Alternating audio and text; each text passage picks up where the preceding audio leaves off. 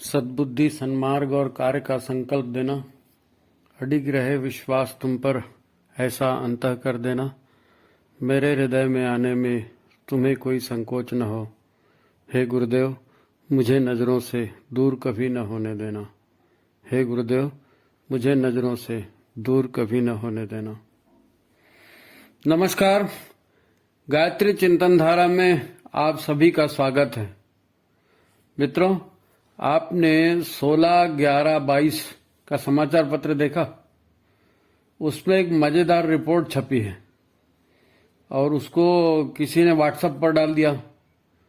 अब वो report viral हो गई।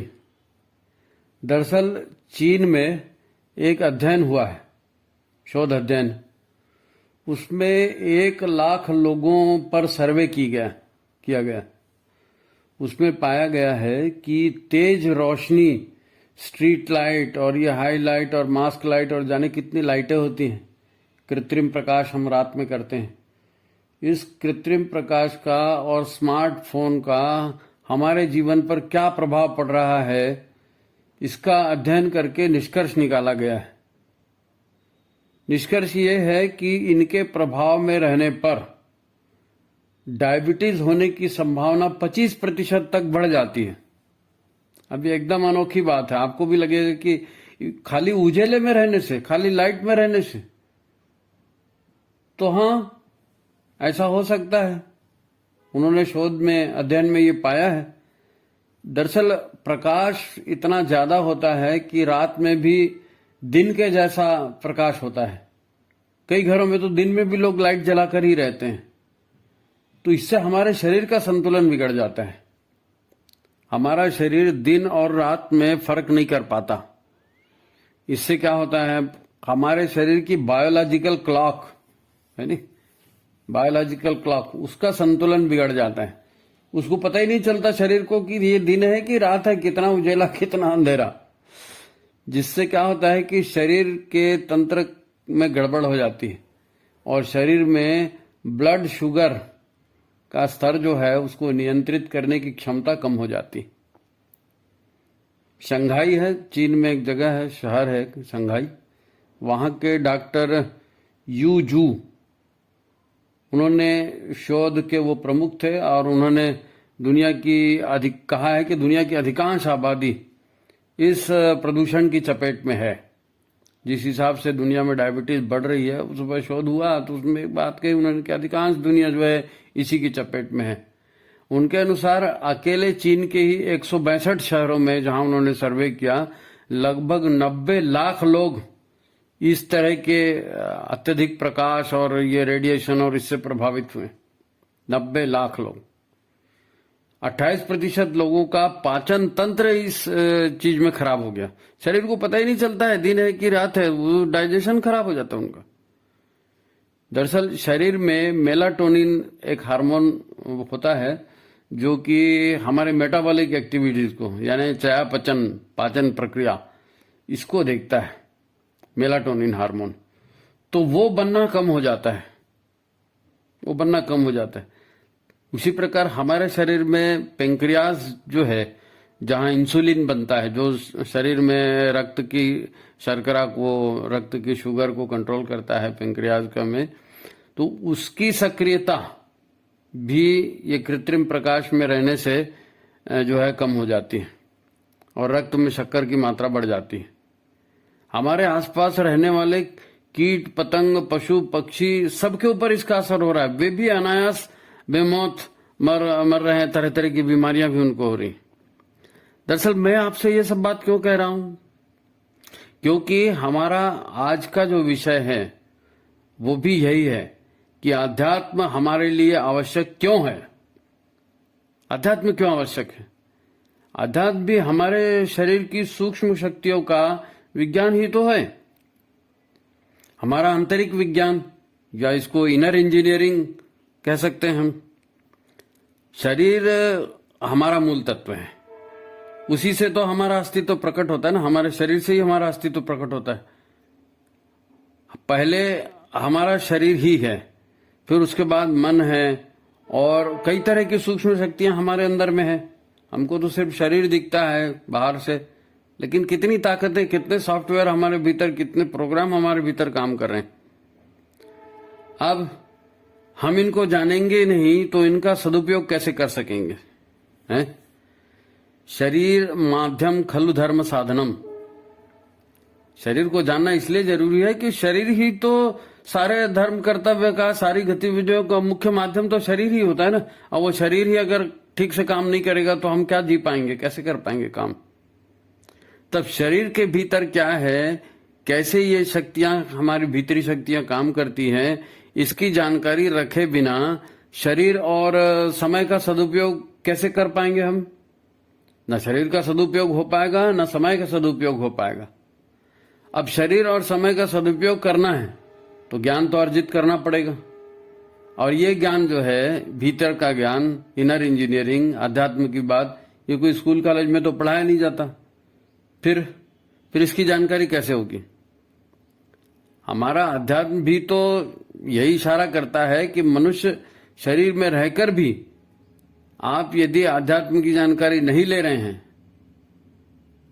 तो हमारा अध्यात्म के अनुसार हम आत्महत्या कर रहे हैं। क्योंकि मनुष्य का शरीर मिला है और मनुष्य की विशेषताओं की जानकारी ही हम नहीं ले पा रहे हैं, भीतरी शक्तियों की जानकारी नहीं ले पा रहे हैं, और इधर उधर लाइफ बिता के शरीर को बर्बाद कर रहे हैं। तो शरीर को बर्बाद करना मतलब, समय को बर्बाद करना मतलब आत्महत्या ही तो हुआ ना। हाँ, बिना आध्यात्मिक ज्ञान के जीना मतलब मनुष्य जीवन का जो सुयोग आपको मिला है उसको हम अपने हाथ से बर्बाद कर रहे हैं, ये आत्महत्या है। इसको समझना पड़ेगा। इसलिए जरूरी है अपने भीतर की जानकारी, आध्यात्म की जानकारी।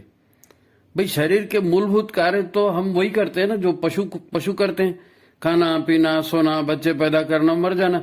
मनुष्य भी यही करता है, पशु भी यही करता है। बस मनुष्य है तो थोड़ा स्टाइलिश हो जाता है, मनुष्य स्टाइलिश हो जाता है। खाने की स्टाइल, पहनने की स्टाइल, सोने की स्टाइल, ये स्टाइल बड़ा चला है ना आजकल। तो मनुष्य में और पशु में सिर्फ ये स्टाइल का बस फर्क बचा है। देव दुर्लभ मनुष्य शरीर पाकर भी आपने हासिल क्या कर लिया? जो पशुओं से अतिरिक्त आपने क्या हासिल कर लिया? हवाई जहाज में उड़ गए तो चिड़िया भी तो उड़ती है, आप पानी में तैरने लगे तो मछली भी तो तैरती है। तो ये मनुष्य के शरीर में कोई विशेष आपने क्या उपलब्धि हासिल की भाई जो पशुओं से अलग है? अब फिर मनुष्य भी यहाँ पर कोई अंतिम स्टेज नहीं है ना। हमारे यहाँ कहा गया है नर पशु के बाद नर मानव का स्तर है, फिर नर मानव के स्तर के बाद मानव का स्तर है, महामानव, देव मानव, देवता, ये सारी श्रेणियां हैं। ये प्रमोशन होता है मनुष्य का, मनुष्यता का, ये विकास है मनुष्यता का। आप सोच कर देखो, सर्वश्रेष्ठ प्राणी मनुष्य का शरीर मिला, कितने नए सिस्टम, कितने नए प्रोग्राम, कितने नए सॉफ्टवेयर भगवान ने हमारे शरीर में जोड़ दिए जो अन्य पशुओं में नहीं है। वो तो हमें मालूम ही नहीं, और हम तो लड़े जा रहे हैं, बस तेरा मेरा करते हैं। मैं अधिक जानता हूं, मैं तुमसे महान हूं, मैं बड़ा हूं, यही तो सारे झगड़े हैं ना। यही तो दुख, अत्याचार का मूल है। नहीं, आप महान हो, ठीक बात है, आप महान हो, आपको मनुष्य का शरीर मिला है तो जरूर है, आपने कुछ अच्छी बातें की तब मनुष्य का शरीर मिला, इसीलिए तो आपको मानव शरीर मिला है। तो फर्स्ट क्लास की टिकट आपको मिल गई, फिर आप थर्ड क्लास की सीट के लिए क्यों मरे जा रहे हो? फर्स्ट क्लास की सीट मिल गई, टिकट मिल गई, आप थर्ड क्लास की सीट के लिए मरे जा रहे हो। देखो, ऋषि पतंजलि ने अष्टांग योग का दर्शन दिया, वो ये मनुष्यता के विकास के लिए दिया कि मनुष्य कैसे बनेंगे, मानव, महामानव, देव मानव कैसे बनेंगे। गुरुदेव ने गायत्री दी, यज्ञ साधना दी, गायत्री साधना दी, यज्ञ दिया। तो ये सब काहे के लिए दिया? ये मनुष्यता के विकास के लिए दिया है।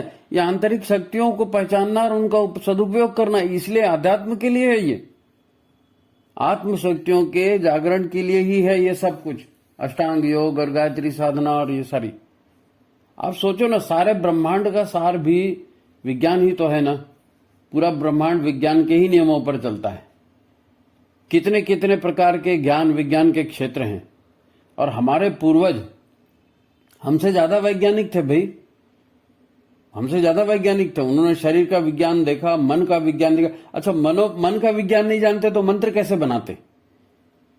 मना नाम त्रायते सा मंत्र, जो मन का तारण करता है, मन से जो मुक्ति दिलाता है, वो मंत्र है।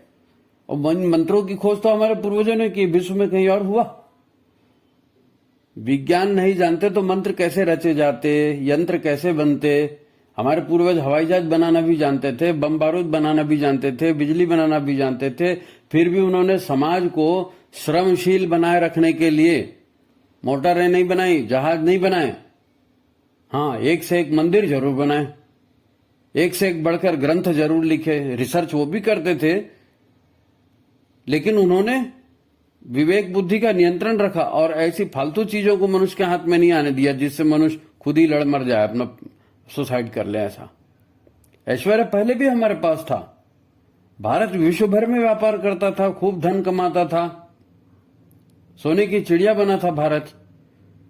क्या संगीत का स्तर है ना, कितनी ललित कलाएं, कितने वाद्य यंत्र, नृत्य, पाक कला, आयुर्विज्ञान, काम कला, गर्भ विज्ञान, शल्य क्रिया, सब में हमारे यहाँ के लोगों को महारत हासिल थी। अंग्रेजों के आते तक ये सब चलता था, किंतु शरीर पर और पंच तत्वों पर या पृथ्वी पर, है ना, इसने मशीनों को हावी नहीं होने दिया। हमारी संस्कृति ने, हमारे विद्वानों ने कभी मशीनों को शरीर पर हावी नहीं होने दिया और शरीर को चलाने दिया, मेहनत कश बनाया सबको। आज सब उल्टा हो रहा है।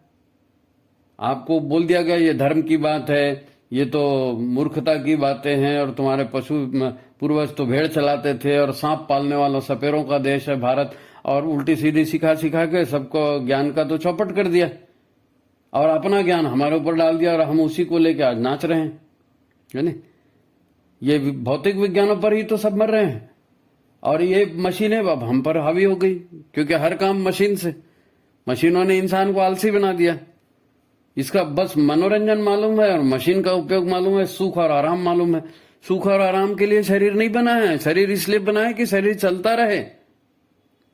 आज हमारे पास सिर्फ भौतिक विज्ञान है, मतलब भौतिक शक्तियों का विज्ञान।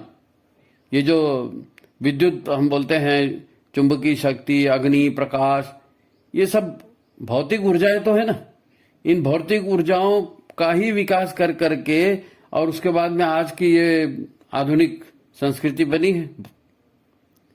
ये भौतिक पदार्थ, इसी विज्ञान से उपग्रह बने, इसी विज्ञान से परमाणु बम बने, सब बन गए।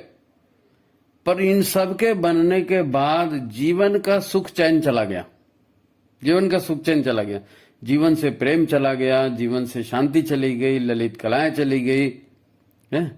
पहले हम विश्व शांति की कामना करते थे, पर विश्व शांति की प्रार्थना करते थे, विश्व शांति के लिए यज्ञ करते थे, देने की बात करते थे, सेवा की बात करते थे, बुजुर्गों की सेवा, प्रकृति की सेवा, देश की सेवा, मातृभूमि की सेवा, सेवा की बात, देने की बात करते थे। ये देवताओं का जीवन, देवता मतलब देने वाला। तो उस तरह की संस्कृति का विकास किया और आज से तो बेहतर लाइफ थी, क्योंकि अध्यात्म हमारे जीवन में, हमारे संस्कारों में बसाया, योजना पूर्वक बसाया, शिक्षा के माध्यम से बसाया, परिवार के माध्यम से बसाया। उस समय स्वार्थी होना मतलब एक गाली के जैसा था कि ये स्वार्थी। लोग परमार्थ को आदर्श मानते थे, राजपाट छोड़कर तप करना बेहतर मानते थे। तब जीवन में इतनी खींचातानी नहीं थी, इतनी खींचातानी उस समय नहीं थी।